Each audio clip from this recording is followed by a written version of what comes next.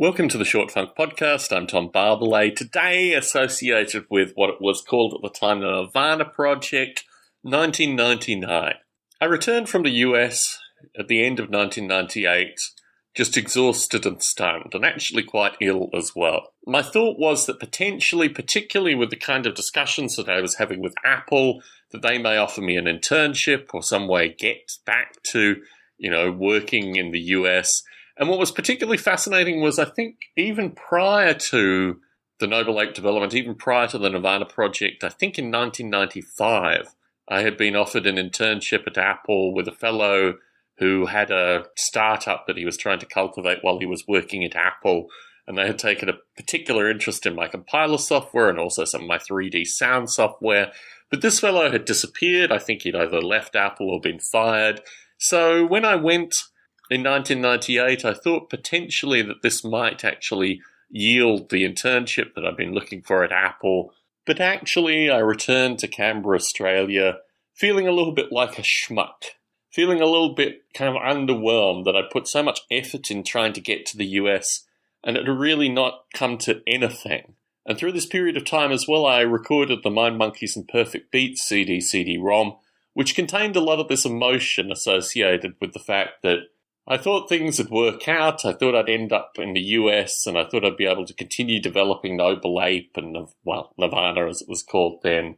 And it really hadn't worked out that way. I returned to Canberra, Australia. I still had about 6 months in my degrees to complete.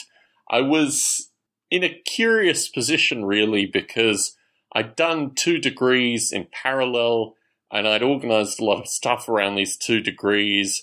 But really, my time at university had come to an end. I did go to university for the first half of 1999 to complete some courses. I think it might have only been 2 courses, maybe 3 courses on my science degree that I'd missed out on because of the glandular fever mono earlier. But I'd basically done a relatively hectic academic schedule, and I was interested what was going to come associated with just getting back to the US and doing my development work. In 1999, I scheduled a series of meetings in the US, and what originally turned out to be a 3-week trip turned into a 3-month trip.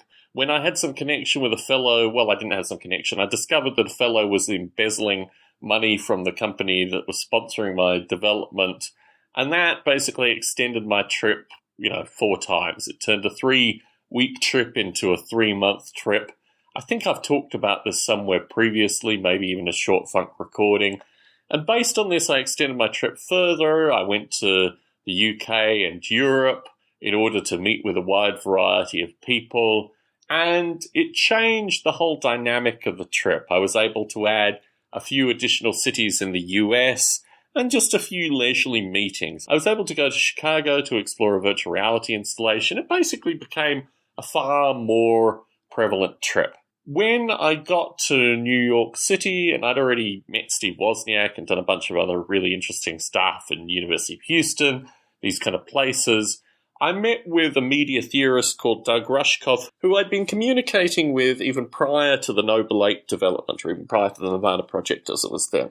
I spent a day and a half with him. I met with a group that was working with Palestinian and Israeli children, getting them to play together, and a variety of other things, and had a few meals with Douglas Rushkoff, as well as just exploring certain aspects of New York. I then moved on to London, and by the time I reached London, Douglas Rushkoff had written an article on my work without my knowledge. It had been syndicated in more than 20 publications worldwide. It was a sense of me as a kind of dreamy developer character who was wandering through the world, creating the simulation that had a number of underlying theories that were genuinely revolutionary. And although all the elements weren't there coherently, and if he'd fact-checked some of the components, it would have been written slightly differently, it was a life-changing article. And it projected me back to the US faster than my legs could carry me. There was an interesting incident when I was staying with someone in Berlin. I called him up before I arrived there, and he said, "You probably should check the internet. You probably should get a sense of what's going on here, because, quite frankly, this thing has exploded, and you need to get a handle on it." I'd received more than 10,000 emails over this period of time. It basically shut down my email server in Australia. I had to go through and download everything and then delete it. And it was very curious when traveling, having this kind of problem because it was just completely overwhelming. And by the time I got to Austria and Switzerland, I'd already planned to meet up with people that had contacted me, and I returned to Australia fundamentally a different person to outline how I was going to get back to the US and how it was relatively on my terms. The company that had sponsored me up until now rushed through a visa to enable me to go to the US, and I set up a holding company for some of my intellectual property at that period of time. Really, I was kind of exhausted, kind of in shock. It was all very strange, particularly because only a year before I was in a circumstance where I felt that everything had failed and I was just in a bad place a year before. And this was beyond my wildest expectations. I had a chance now to go back to the US on my own terms, to meet with who I wanted to meet with, to work with a number of different startups, and it was a very exciting period of time. I arrived in the US towards the end of December 1999 with a set checklist that I wanted to enact.